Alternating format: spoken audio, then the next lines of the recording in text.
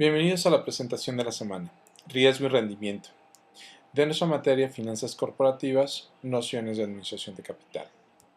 El objetivo de la semana es que comprendan los conceptos de riesgo y rendimiento para poder determinar qué tan segura es la inversión a realizar. Podemos definir el riesgo como la probabilidad de que ocurra un resultado distinto al que esperamos. Entre más grande sea la variabilidad de los resultados posibles, más riesgosa será la inversión. Y el rendimiento lo podemos definir como el resultado deseado. Esto nos lleva a una máxima financiera: a mayor riesgo, mayor utilidad. Por lo tanto, el riesgo es igual al rendimiento. Tomemos como base los instrumentos de deuda que emite el gobierno de México, llámese CETES, donde se tiene un rendimiento esperado de entre un 3.5 a un 4% anual. Y tomemos como base el rendimiento de alguna de las empresas que cotizan a bolsa, que probablemente se encuentre entre un 15 a un 20% de rendimiento. Se dice que es menos riesgosa la inversión mediante un instrumento emitido por el gobierno, ya que las probabilidades de quiebra del mismo son mínimas y los flujos de efectivo que tiene por todos los ingresos que llega a manejar el país garantiza en su momento el pago del cumplimiento. Acuérdense que los flujos efectivos son sumamente importantes para el cumplimiento de las deudas que se tengan en el corto y en el largo plazo. En cambio, una empresa está sujeta a mayores riesgos, como lo es las variaciones del mercado, probable situación de reemplazo de maquinaria, que se tenga una recesión económica, en fin, muchos factores que vuelven a la empresa mucho más riesgosa que la emisión de deuda que tenga un país. Es por eso que si nosotros tenemos un grado de aversión al riesgo muy alto, buscaremos siempre la seguridad y en este caso buscaremos lo que vendrían siendo los papeles del gobierno. Pero si nosotros queremos un rendimiento más alto, entonces buscaremos empresas o instrumentos que nos garanticen lo que nosotros consideramos que es lo justo, el justo pago a nuestro dinero. Por eso se dice que a mayor riesgo, mayor utilidad, y que el riesgo en este caso es el rendimiento. Pero bueno, vamos a analizar uno por uno cada uno de los elementos que comprende estos elementos. El primero es el rendimiento y vamos a analizar el rendimiento individual. Como analistas vamos a determinar el rendimiento esperado de la empresa A y B mediante esta tabla de distribución de probabilidad. Recuerden que el rendimiento es la probabilidad de que ocurra el resultado que esperamos. Tenemos un escenario económico donde se estima de que hay un 20% de que suceda un auge en la economía del país. Hay un 50% de probabilidad de que se mantengan las mismas condiciones, un panorama normal. Y hay un 30% de que exista una recesión económica. Vemos que lo que es la probabilidad de ocurrencia al final los tiene que sumar 1. Y en cada uno de estos podemos tener muchos más, dividir mucho más la probabilidad de ocurrencia en otros muchos escenarios, de acuerdo a la profundidad del análisis que nosotros podamos hacer, pero siempre la suma nos tiene que dar 1. Ahora vamos a ver las dos empresas o los dos instrumentos que vamos a analizar de forma individual, pero comparativa. Tenemos que la empresa A estima tener un rendimiento de un 110% si es que la economía del país entrase en un auge. Un 22% si la economía se mantiene en los estándares que se vienen manejando. Y menos 60% si se entrase en una recesión. Por el otro lado, la empresa B o el activo B tiene contemplado un rendimiento de un 20% si la economía entra hacia un auge, un 16% si se mantienen las condiciones existentes y un 10% si la economía entra en recesión. Como podemos ver, son muy dispersos ambos resultados esperados por ambas empresas determinado al estado de la economía que se llegase a esperar.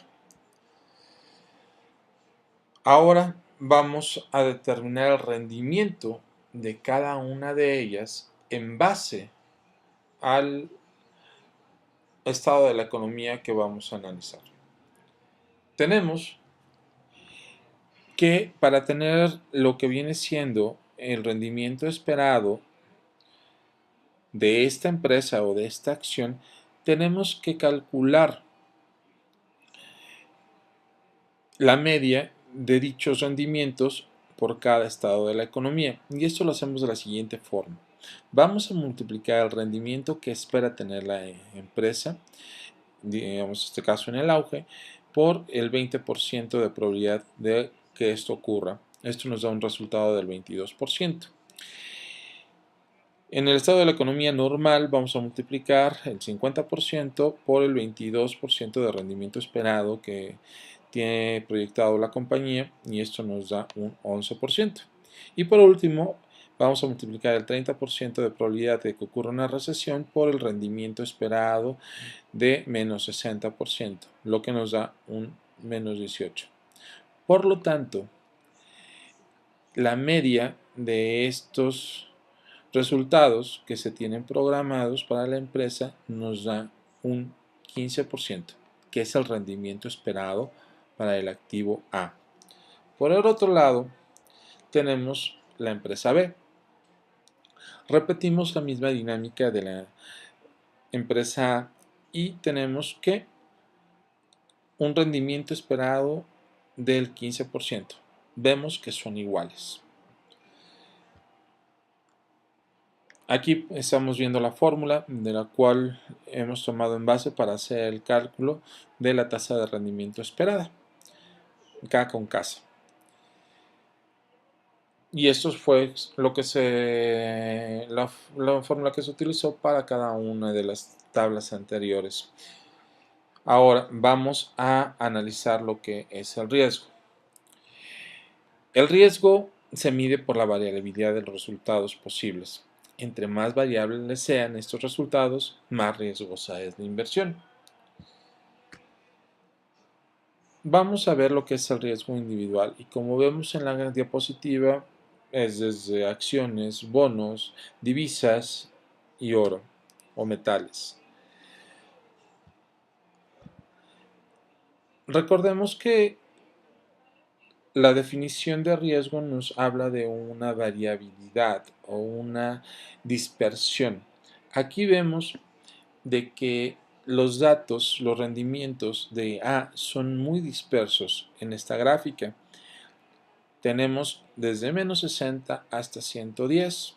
En cambio, la empresa B va desde un 10 a un 20%, es decir, su dispersión es mucho menor. Esto lo podemos corroborar con la distribución continua de probabilidad. Vemos que la empresa B tiene una dispersión, una distribución de datos mucho más compacta. Por lo tanto, el pico de la curva es más prolongado y lo que viene siendo la empresa A tiene un pico de curva mucho más amplio, lo que nos indica que los datos están mucho más dispersos. Ya podemos ver gráficamente cuál es la empresa con mayor riesgo, pero ¿cómo lo medimos? Lo medimos mediante la desviación estándar. Como podemos ver, la desviación estándar del activo A es muy alta, un 59.3%. Y en el caso de la desviación estándar de B es baja, por lo tanto, de las dos empresas que tienen un rendimiento igual del 15%, la variación de los datos es mucho menor en el activo o empresa B, por lo tanto, es menos riesgosa. En esta diapositiva podemos ver las fórmulas que se utilizaron en las tablas anteriores para determinar la variación estándar. Vayan siguiendo la lógica de cómo se van calculando cada uno de los valores que están en una de ellas y esta es la fórmula de la cual se derivan. En caso de que no tengamos las previsiones económicas y los rendimientos esperados, podemos hacer el cálculo con datos históricos. En este caso vemos que el riesgo es alto y el promedio histórico se convierte en el promedio esperado para el 2015, que vendría siendo el 10%. Necesitaríamos calcular más años para tener un valor cercano al comportamiento real de la empresa. Recuerden que entre más el promedio sea con mayores elementos, se acercará a la media real que se tiene. Una vez más vemos en la fórmula que se aplicó para poder determinar el valor de.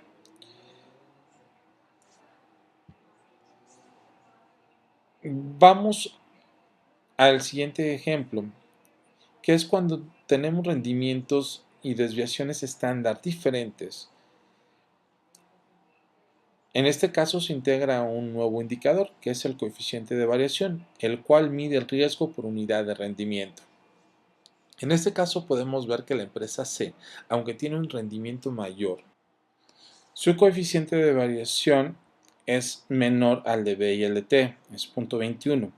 Esto implica que es menos riesgosa, aunque en una lógica, al tener un mayor rendimiento, tendría un mayor riesgo, el cual lo demuestra en la desviación estándar, pero en cada unidad de rendimiento que tiene la empresa C o activo C es mucho menor que el de ambas empresas B y T. Por lo tanto, la empresa C es la que sería menos riesgosa y tendría un ingreso esperado, un rendimiento esperado mucho mayor, o sea, se vuelve mucho más atractiva. Estos ejemplos nos han mostrado los elementos que integran el riesgo y rendimiento y la forma de cómo calcularlo. Lo más importante es que ustedes puedan interpretar los resultados de las tres empresas que analizamos, que tienen un riesgo menor a la de A, que es de 59.3. Es C, que como ya lo vimos, tiene un rendimiento de 35%, una desviación estándar, que es el riesgo de la inversión, de 7.35, pero su coeficiente de variación es de 0.21, como ya hemos hecho el análisis respecto a B y a T. ¿De qué va a depender en qué vamos a invertir? Como lo mencionamos ya al principio de nuestra presentación, de nuestro grado de adversión al riesgo y del rendimiento que deseamos obtener y de nuestras reservas de capital, ya que no es lo mismo que invirtamos 1.000.000 de pesos, que son nuestros ahorros de toda la vida, o 1.000.000 que implica tan solo el 1% de nuestro capital. En esta diapositiva tenemos la fórmula que se utilizó para calcular el coeficiente de variación.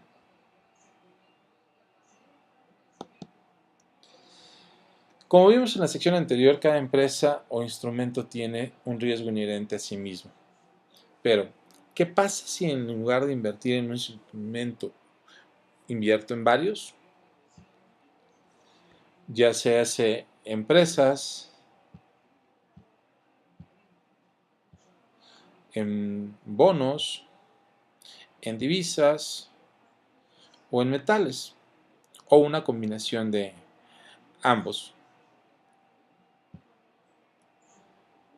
En este ejemplo tenemos un portafolio con 4 acciones, con un rendimiento esperado que se muestra en la columna K con casa, que es el rendimiento esperado, de cada una de las acciones, en las cuales decidimos invertir una parte proporcional de nuestro capital. Es similar al riesgo individual, en el cual teníamos un rendimiento esperado por cada estado de la economía y el porcentaje de ocurrencia del mismo.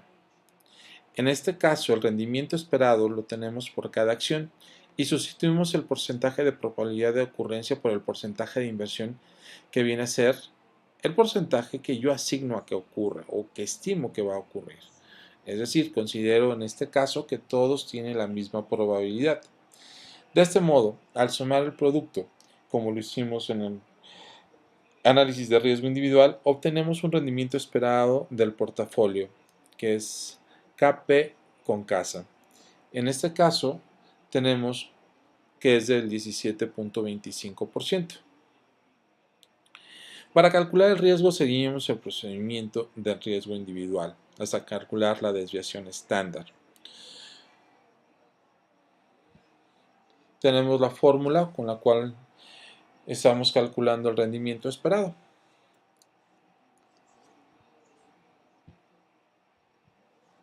Para calcular el riesgo de esta cartera, con 2 acciones que vendría siendo W e Y, vamos a utilizar las fórmulas de datos históricos del riesgo individual. Como vemos, tanto el riesgo y el rendimiento de ambas acciones son iguales, pero al ya estar integradas en un portafolio, el riesgo disminuye. La pregunta, ¿puede disminuir más? Sí. Entre más diversificada sea nuestro portafolio, el resultado sea menor y nuestro rendimiento será muy cercano al rendimiento del índice.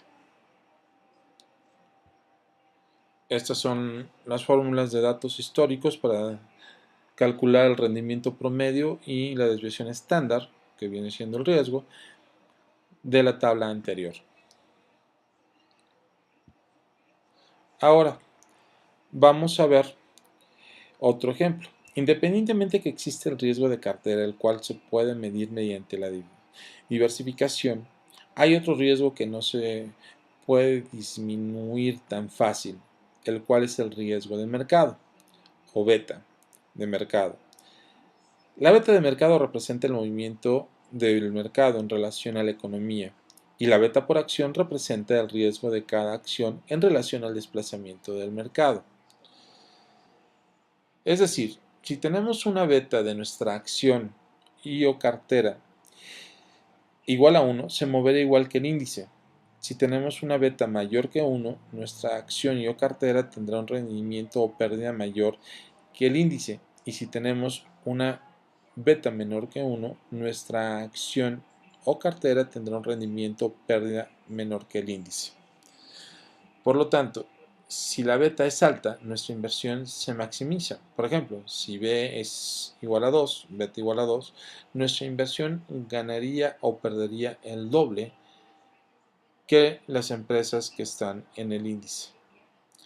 La diversificación nos ayudaría a disminuir el riesgo, ya que si ingresamos acciones con betas menores, bajaríamos ese promedio. Un inversionista racional buscaría disminuir el riesgo tratando de maximizar el rendimiento, pero va a influir, como ya lo hemos visto, nuestras expectativas y nuestro grado de adversión al riesgo. Con esto ya tenemos los elementos para realizar el cálculo del rendimiento esperado tanto de una inversión individual como de cartera y los grados de riesgo tanto de individual como de cartera.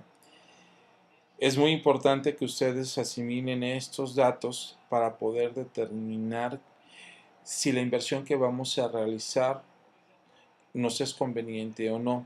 Y como lo vuelvo a rectificar y lo hemos visto a lo largo de esta presentación, va a depender mucho del grado de aversión de riesgo y lo que nosotros consideremos que es el justo precio o premio a nuestro dinero.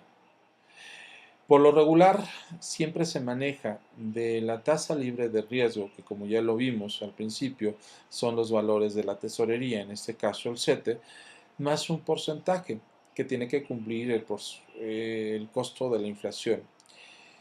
Estamos hablando de que probablemente si nosotros queremos tener un rendimiento estándar, estaríamos cobrando alrededor de un 6 o 8% por invertir nuestro dinero. Es decir, que la empresa o el activo que nosotros vayamos a invertir tenga mínimo este rendimiento, ya que la inflación está en un 2.5 y un 4% son 6.5 más 1.5 de nuestro prima de riesgo.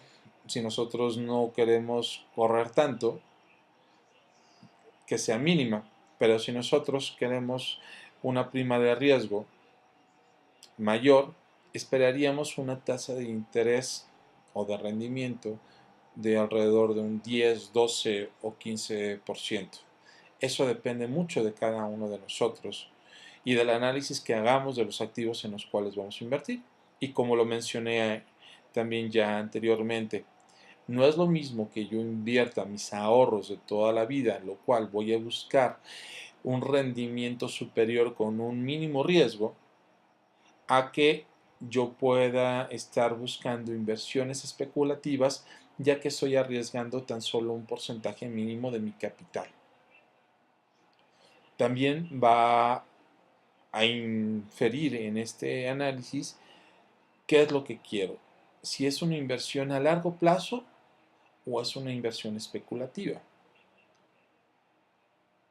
Bueno, hasta aquí tenemos el final de nuestra presentación. En la siguiente diapositiva vemos cuál viene siendo la beta de portafolio, cómo se calcula, y damos por finalizada la presentación de la semana. Les agradezco su atención y nos vemos en el siguiente tema. Gracias.